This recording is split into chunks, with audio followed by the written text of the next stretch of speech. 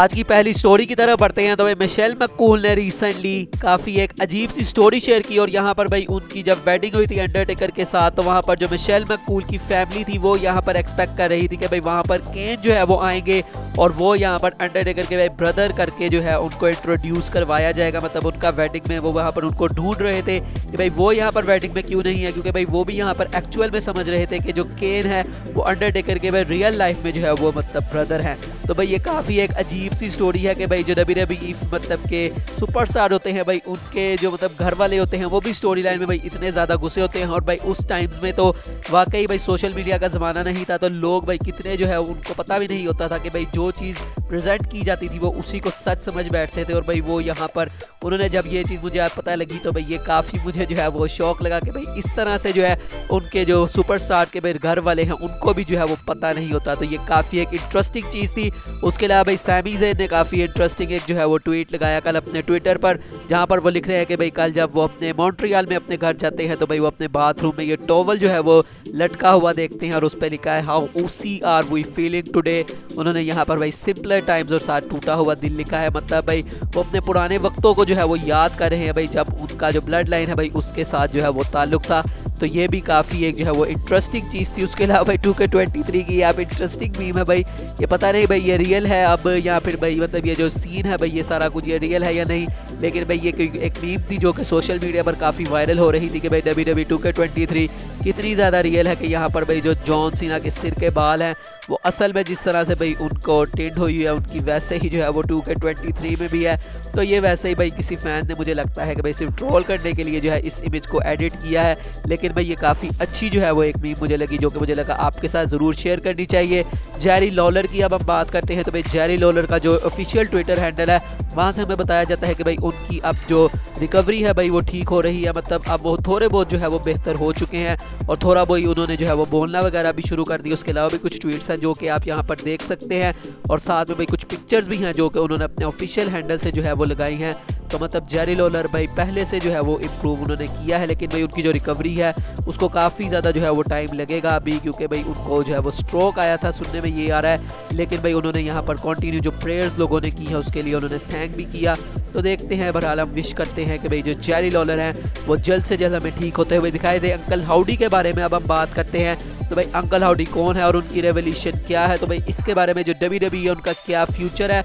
तो दोस्तों यहाँ पर जो रेसलिंग ब्लॉग है उनकी तरफ से बताया जा रहा है कि भाई दिसंबर के अंदर ये प्लान्स थे WWE के कि भाई वो अंकल हाउडी को जो है वो रिवील कर दिया जाए, लेकिन उसके बाद भाई अब जो प्लान्स है करंटली वो ये है कि भाई मनी इन द बैंक तक इस चीज़ को जो है वो लेके जाया जाए, क्योंकि भाई जो WWE के अंदर क्रिएटिव कंट्रोल वाले जो लोग हैं भाई वो ज़रा भी अभी जो है वो इस चीज़ को नहीं रिवील करना चाहते और वो इस चीज़ को काफ़ी लंबा खींचना चाहते हैं। और इस वजह से भाई ये जो अंकल हाउडी है सारा भाई ये बैक स्टेज पर भी अंकल हाउडी जो है भाई काफ़ी सीक्रेट रखा जाता है और कुछ रिपोर्ट्स में ये भी कहते हैं कि ये हर दफ़ा अलहदा ही बंदा होता है कोई अंकल हाउडी। तो मतलब WWE भाई यहाँ पर कोई भी रिस्क नहीं लेना चाहती अंकल हाउडी के केस में और उनको भाई वो प्योर जो है इस वक्त मतलब कि छुपा के रखना चाहती है कि भाई उनकी आइडेंटिटी जो है वो कौन है।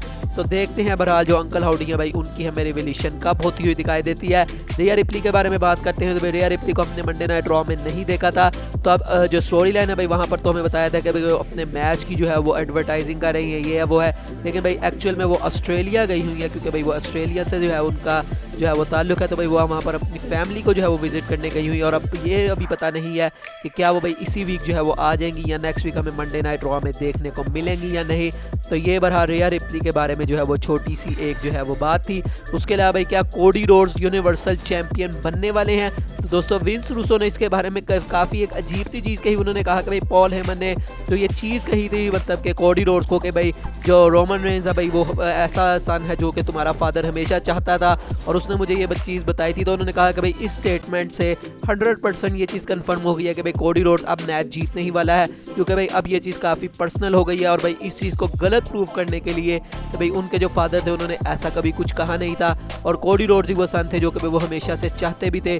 तो इस चीज़ को भाई यहाँ पर प्रूव करने के लिए WWE अब जो है वो कोडी रोड्स को जिताएगी ही जिताएगी। तो काफ़ी वैसे आगे का सोचा है विंस रूसो ने, काफ़ी जो है वो भाई दिमाग लगाता है बंदा। तो देखते हैं बहरहाल के कोडी रोड्स भाई क्या हरा पाते हैं रोमन रेंज को for the undisputed WWE universal championship.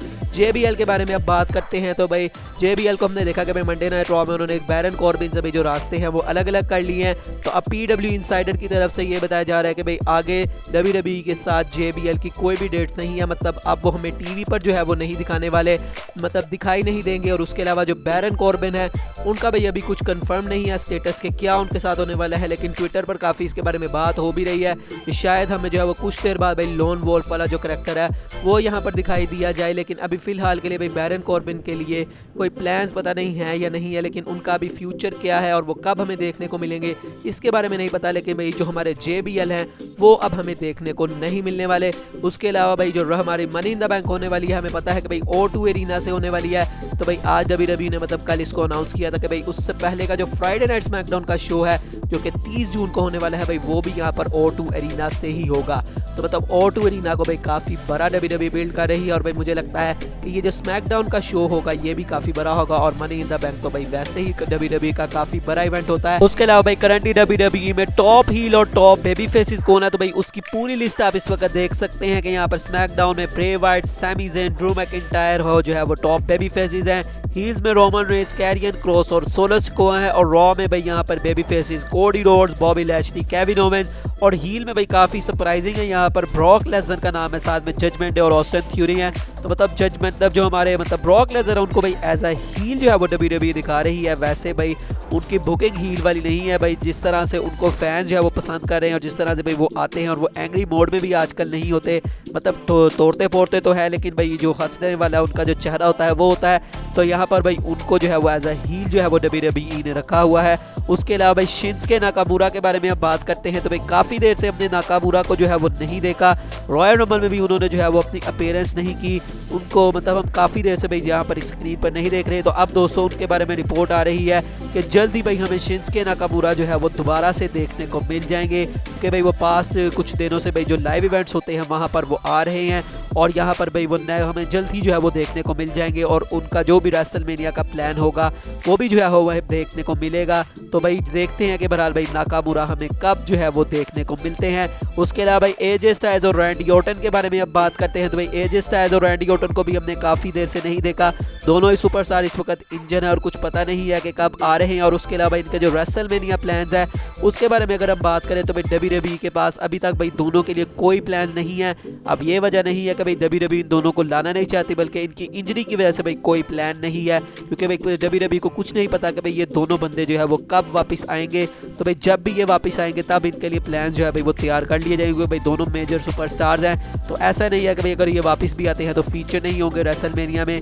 तो जब भी भाई यहाँ पर वो अपनी इंजरीज को जो है वो ठीक ठाक होके वो आएंगे तो उनके लिए जो भी भाई यहाँ पर प्लान है उनको WWE जो है वो सोच लेगी। आज की फाइनल स्टोरी की तरफ बढ़ते हैं तो भाई एलिमिनेशन चैम्बर 2023 में जो भाई चैम्बर मैचेस होने वाले हैं उनके जो रिजल्ट्स हैं वो लीक यहाँ पर हो चुके हैं ऑलमोस्ट। तो दोस्तों यहाँ पर रिपोर्ट्स के मुताबिक बताया जा रहा है कि भाई जो वुमेन्स का एलिमिनेशन चैम्बर होगा भाई वो यहाँ पर आस्का जो है वो जीतने वाली है। और करंट प्लान यही है कि भाई वो यहाँ पर बियांका बेलेयर को फेस करेंगी रेसलमेनिया में। और उसके अलावा भाई अगर नंबर 2 और 3 पर बात करें तो भाई कार्मेला जो कि भाई काफ़ी मुझे सरप्राइजिंग यहाँ पर लगा, और लिव मॉर्गन है जो कि भाई यहाँ पर जीत सकती हैं। लेकिन भाई ज़्यादा फोकस ये है कि आस्का जो है वो जीतेंगी।